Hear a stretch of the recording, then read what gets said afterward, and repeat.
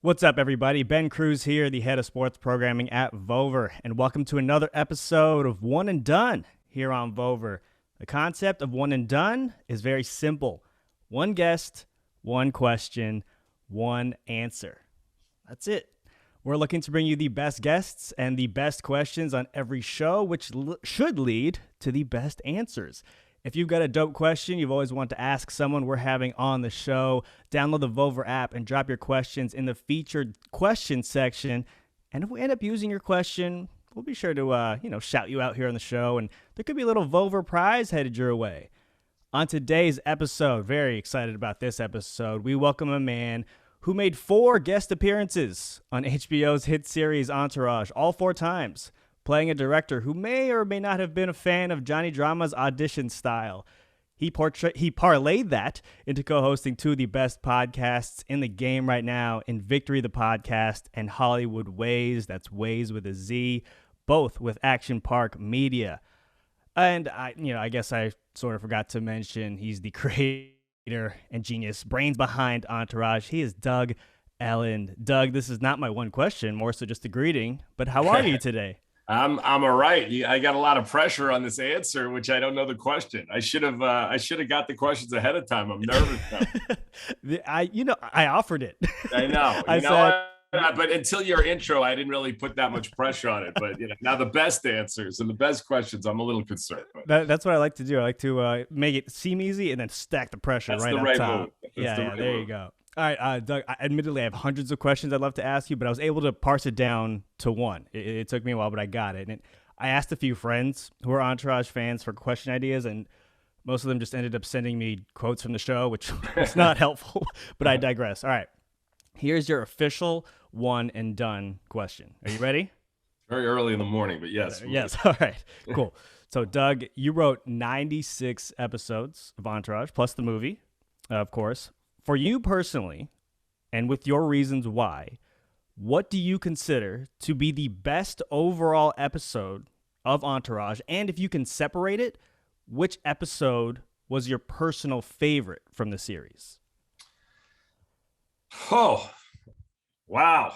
All right. So, well, there's different, yes, it's one question, one answer, but there's different answers to that, because there's, okay. What was the best episode? When I watch it, there's a few, but one that stands out to me was, and the reason it was the best to me was because it was the easiest to write. And it just has pleasurable thoughts when I think about it. So, there was this episode, and I think it was season 2, and it was this one where Ari gets fired, and he's leaving his business and he's starting up a new agency. It's loosely based on a real story that happened to the real Ari Emanuel. But there's been scripts, including the pilot, that took like over a year to rewrite, get it, whatever condition it was. That script took me like 2 hours. Wow. And it's got personal good feelings for me because of the struggle that all of us writers go through. And as I said, the pilot took almost 2 years from the time I sold it to HBO to the time that they actually let it go forward.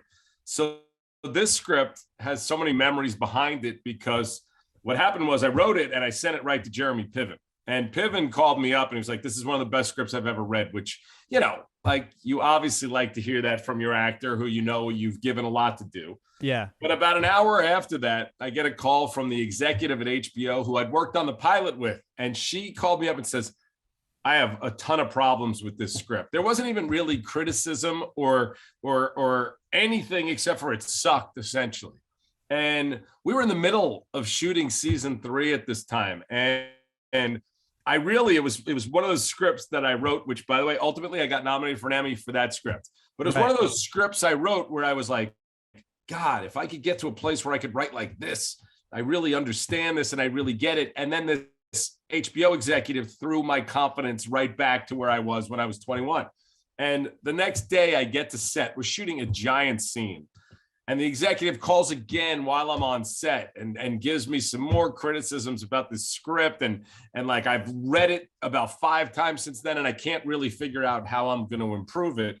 But anyway, I sit down on this bench and I am just sitting there like depressed while we're working.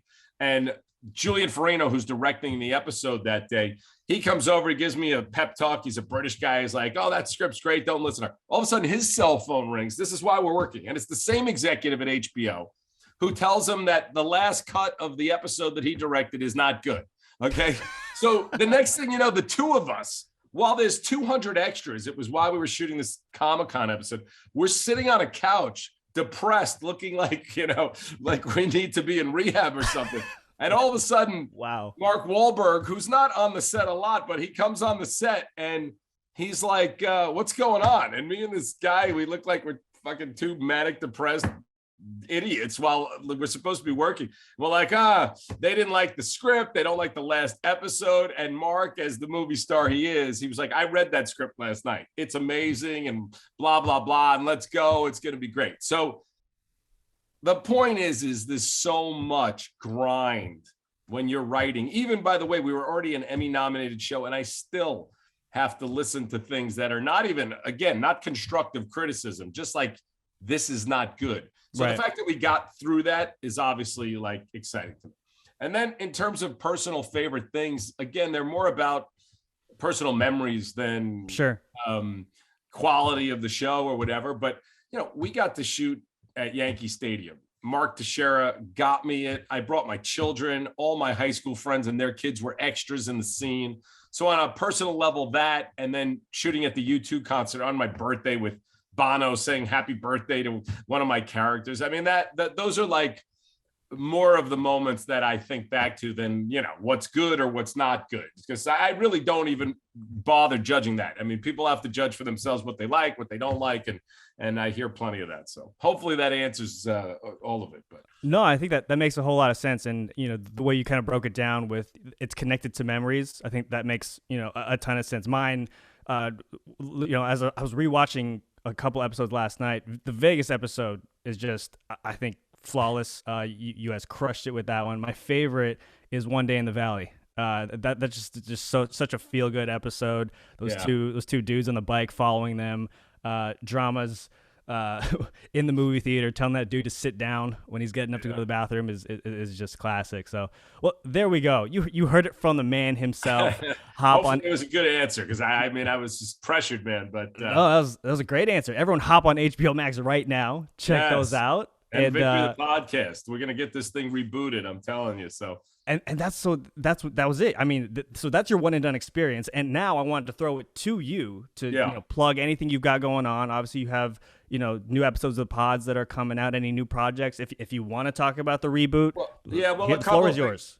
The couple of things I'm doing: Victory the podcast with Kevin Dillon and Kevin Connolly. We were about to hit 10 million downloads for our first 18 months, and we're actually doing live shows, which is crazy. Right. We did, the Brea Improv a couple of weeks ago, and to a sold out crowd, which was pretty insane and surreal. And now we're going to Boston and New York and doing several shows. So that's pretty exciting. And then I just started this new podcast called Hollywood Ways with Breezy from CW's All American, and she was on Empire. And we're, we're talking about our experiences. We're talking about our favorite movies and things. And it's pretty cool. And then I've got a couple of projects of TV shows that I'm working on, but those are, all like it is in the grind of writing and developing, but we'll see, maybe something will happen. And the reboot, I have no idea. I mean, I'm hearing a lot of chatter about it. It's not something that's on my mind, but I know all my actors would like to do it. And if it happens, great, so that's kind of where we are. Well, on behalf of all Entourage fans, I think we're hoping and praying right there with you. Doug, Ellin, thank you so much for coming on One and Done, and hope to have you back on again soon. Thank you, sir. Anytime. That was easy. All right, man. Be good. Appreciate it. All right. Take care, man. You too.